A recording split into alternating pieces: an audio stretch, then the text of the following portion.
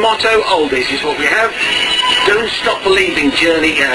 Zoe on the blog, Sarah Bell on Twitter. Can you imagine that on a t-shirt?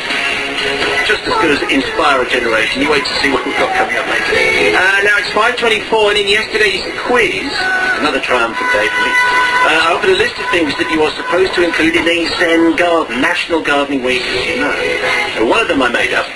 They were gravel, rocks that looked like animals, or a turtle dove. For the record, I made up the turtle dove. But what, in heaven's name, said a couple of people, is a Zen garden anyway? Here's the man who knows. He's Spencer Lane from garden.wmv. Hello, Spencer. Hello, Simon. How are you? I'm very good, thank you. Explain, please, what a Zen garden is. A Zen garden is a place of meditation.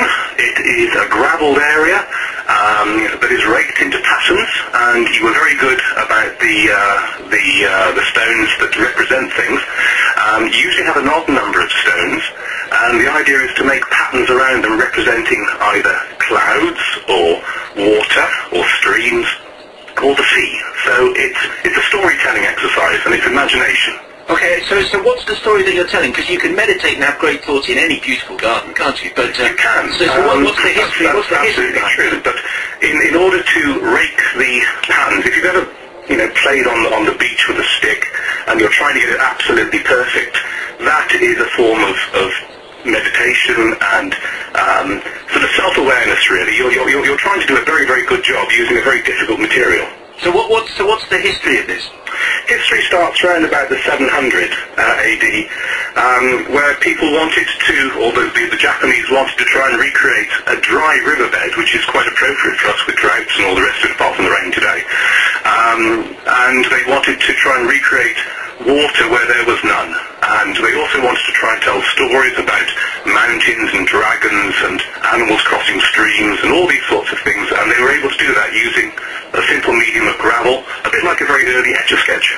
Oh, right, okay. Well, I like that image. And so everything is a symbol for something. Everything represents something else.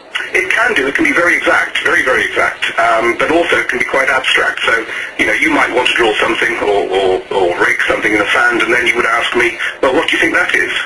And so there's quite a lot of relevance these days with, for example, young kids possibly with learning difficulties who want to try and express themselves, and these sorts of things are used in schools where it's a calming influence, and it's also a storytelling influence. So it has got some serious uses. And and because you come from garden.co.uk, this is part of a bigger Japanese tradition, is it? It is, yes. It's very early gardening, and we. In our business, we sell all these sorts of Japanese and Oriental type things, but it's also quite contemporary. It's a fascinating area, and I would imagine in National Gardening Week you'll get quite a lot of interest in that. But it's the one central ingredient, gravel. I mean, it seems like an odd thing to want to have in the garden. What do you build it up around, Spencer? You'd try and find some sort of level area. If you go to Kew Gardens, there's a beautiful Zen garden in Kew, which is gravel and raked patterns with stones and moss and all these sorts of very basic, simple, monochromatic type of gardening. Not many roses, not many azaleas, but it's all these sorts of sort of blacks and greys and whites and shades.